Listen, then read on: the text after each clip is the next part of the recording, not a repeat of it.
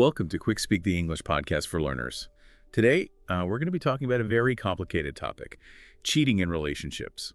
It's a subject that a lot of people have really strong feelings about, and there are so many different perspectives to think about. Yeah, it's definitely a subject that brings up a lot of questions, and it can be really hard to talk about because it involves such strong emotions and sometimes a feeling of betrayal. That's true. But it's so important to understand the complexities of this issue.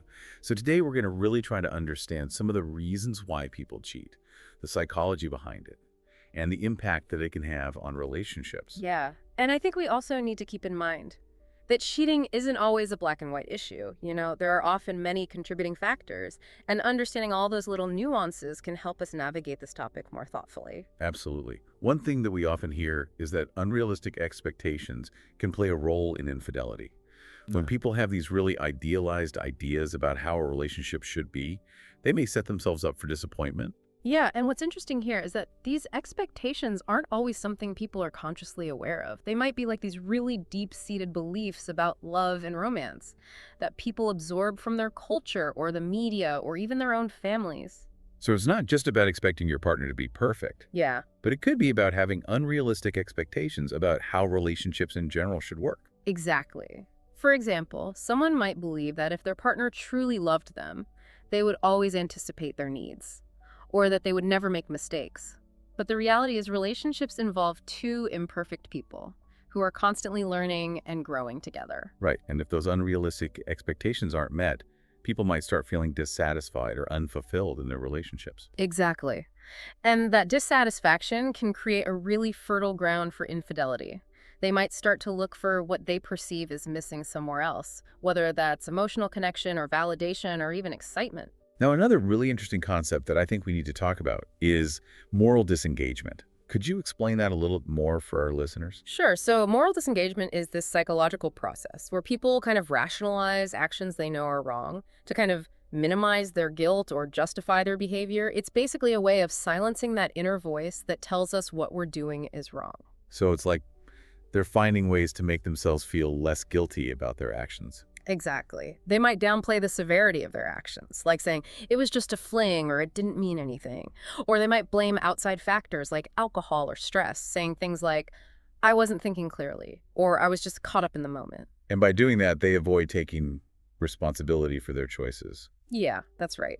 And while it might offer some temporary relief from that guilt, in the long run, moral disengagement can really erode someone's sense of integrity, and it can make it easier to repeat those harmful behaviors. It's also important to recognize that culture plays a big role in shaping how we see love and commitment and even infidelity. Absolutely. Different cultures have different norms and values around relationships, and what might be considered cheating in one culture might not even be seen that way in another culture. For instance, in some cultures, polygamy is totally accepted, while in other cultures, even emotional intimacy outside of a committed relationship is seen as a betrayal. That's a really good point. So it's important to be aware of those cultural differences Yeah. and not to make judgments based on our own limited perspectives. Yeah, recognizing these differences can lead to a much greater understanding and empathy when we talk about something as sensitive as this. Okay, so now let's dive into some of the most common motivations behind infidelity. What are some of the big reasons why people cheat? Well, one of the most common motives is anger and revenge. Sometimes people cheat as a way to get back at their partner for some wrong that they've done. It's a way of inflicting pain and trying to even the score. So it's kind of a form of retaliation, like a punishment for something that's happened in the relationship. But it seems like that would just lead to more hurt and resentment in the long run. It often does. While the desire for revenge might feel really powerful in the moment, it very rarely leads to anything positive. It doesn't solve the underlying issues, and it can actually make things a lot worse. Another reason we hear about a lot is a lack of love or commitment. Can you talk about that a bit more? Sure. So in some cases, infidelity happens when that emotional bond between partners weakens, or maybe it never really fully formed in the first place. People might start to feel disconnected, or like they're just going through the motions in their relationship. So they're not necessarily trying to hurt their partner, but they're looking for something that they feel like is missing. Right. Often that's the case. They might be craving emotional intimacy or validation, or just a sense of being really seen and understood by their partner. And if they don't find that in their current relationship, they might be more likely to look for it somewhere else. What about the feeling of being neglected or unappreciated? How does that play into infidelity? That's another really significant factor. When someone feels consistently overlooked or taken for granted, or like their needs just aren't being met in the relationship, they can be vulnerable to attention and affection from someone outside of the relationship. It's like they're looking for validation and affirmation that Right. they're not getting from their partner. Exactly. And it's important to communicate those needs within the relationship. But sometimes people don't feel safe or heard, and that can lead them to seek that sense of worth and appreciation from someone else. That makes sense. And sometimes it seems like cheating can be tied to self-esteem issues too. That's a really good observation. Sometimes infidelity can be a way for people to try to boost their self-esteem. They might seek that validation from outside the relationship to try to make themselves feel more desirable or attractive or powerful. So they're using the attention and affirmation from someone else Yeah. to try to still avoid within themselves. Yeah, and while that might give someone a temporary sense of confidence, it's not a long-term solution for dealing with those deeper insecurities.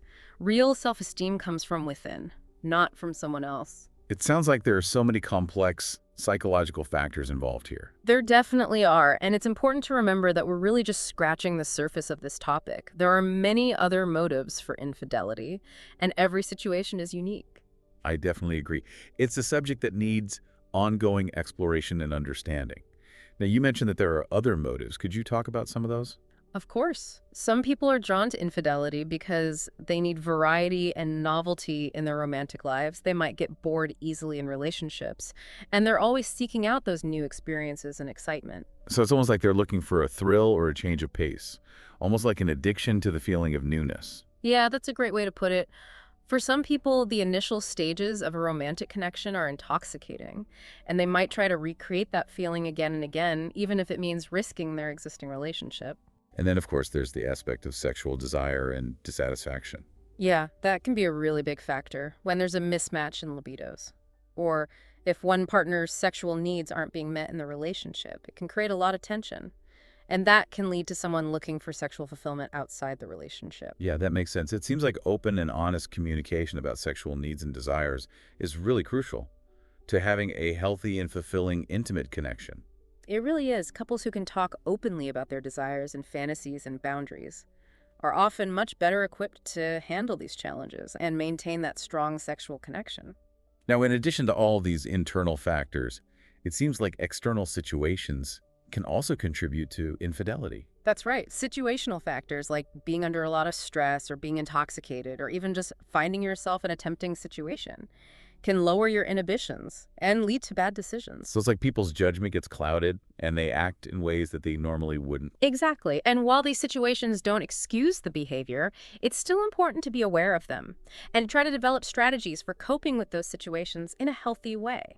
So being mindful of our triggers and having good communication with our partners and setting those clear boundaries can all help us get through those tough situations. Definitely. And it's so important to remember that building a strong and lasting relationship takes a lot of work. It takes communication and a willingness to work through those challenges together.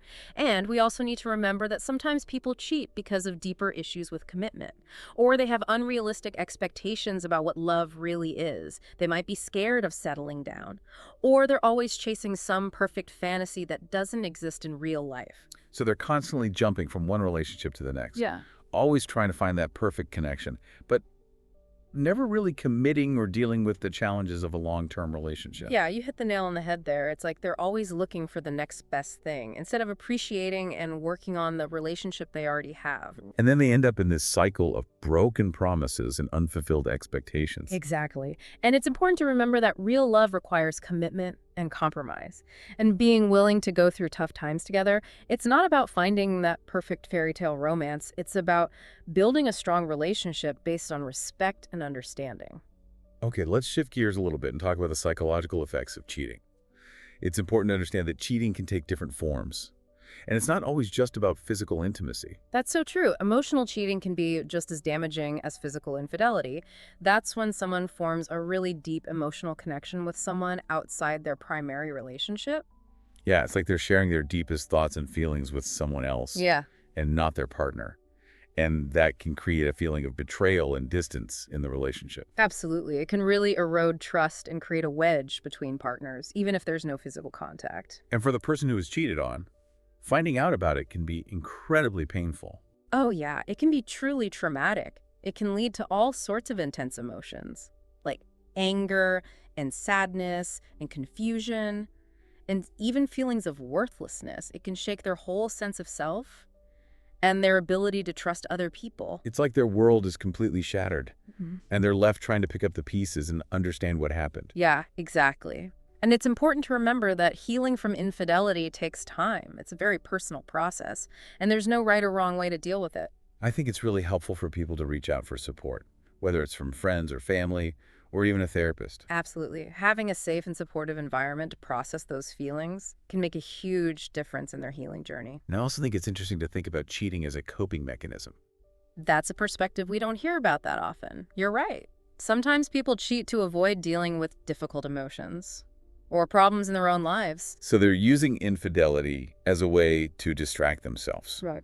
or escape from something else that's bothering them. Exactly. Instead of dealing with their personal issues or confronting the problems in their relationship, they turn to someone else as a way to numb the pain or avoid facing reality. But that only provides temporary relief, and it doesn't actually address the root of the problem. It actually often makes things worse in the long run. It's kind of like putting a Band-Aid on a broken bone. It might cover it up for a little while, but it doesn't actually fix the injury. So I guess what you're saying is cheating is often a symptom of something deeper going on. Maybe it's a sign of unmet needs or unresolved conflicts, or just a lack of communication in the relationship. Exactly. And if couples can work on addressing those underlying issues, they can start to build a stronger and more fulfilling relationship, one that can actually withstand these challenges. Now, I think it's important for us to say again that just because we can understand the reasons why someone might cheat, it doesn't mean we're condoning that behavior. Absolutely. Cheating is never okay. But I do think that understanding the motivations behind it can help us approach this topic with a little more empathy and compassion. It helps us see that it's not just about good versus bad, but a very complicated mix of emotions and psychology and life experiences. And that understanding can be really valuable whether we're trying to prevent infidelity or heal from the pain of it, or just make sense of this part of human relationships. Right. Knowledge is power. And the more we learn about why people cheat, the better we can navigate our own relationships and make choices that create healthy and loving connections. So here's something I want our listeners to think about.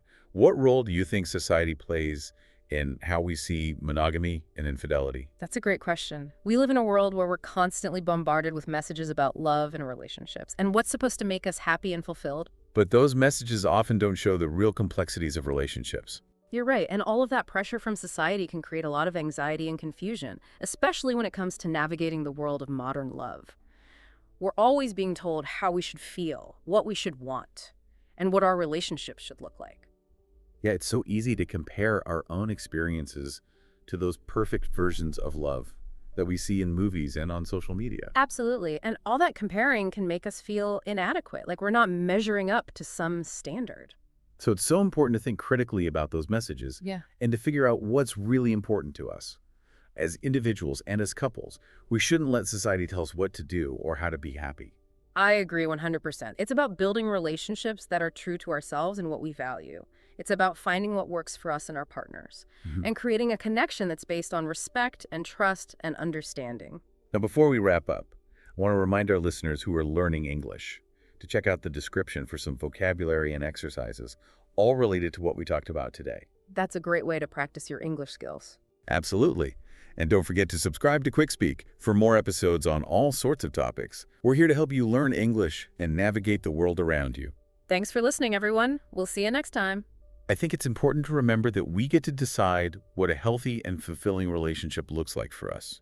You're absolutely right. And I think that definition can change over time as we learn and grow, and we figure out more about ourselves and what we really need from our partners. Yeah, it's all about being open and honest and being willing to work through the tough stuff together, and also making sure we're taking care of ourselves and not staying in relationships that don't feel right. Those are all such great points. And I think it's also important to say that sometimes it can be really helpful to talk to a professional, Hmm. like a therapist or counselor. When you're dealing with relationship issues, they can help you figure out how to communicate better and work through those challenges. Yeah, that's a really good point. Sometimes we all need a little extra support. And there's nothing wrong with asking for help. Exactly. And just remember that creating healthy relationships is a journey. It takes effort and communication, and a willingness to keep learning and growing together. Well said. Cheating is a really tough topic to talk about. But hopefully this episode has helped you understand it a little better. It's not about judging people. It's about trying to understand what leads to these situations. And if you're dealing with infidelity or any other relationship challenges, please know that there are resources out there to help you. That's great advice. And for those of you listening who are learning English, don't forget to check out the description for some vocabulary and exercises from today's episode. It's a great way to practice what you've learned. And make sure to subscribe to QuickSpeak for more insightful episodes on all sorts of topics. We're here to support your English learning journey. Thanks for joining us, everyone. Until next time, keep learning and keep speaking English.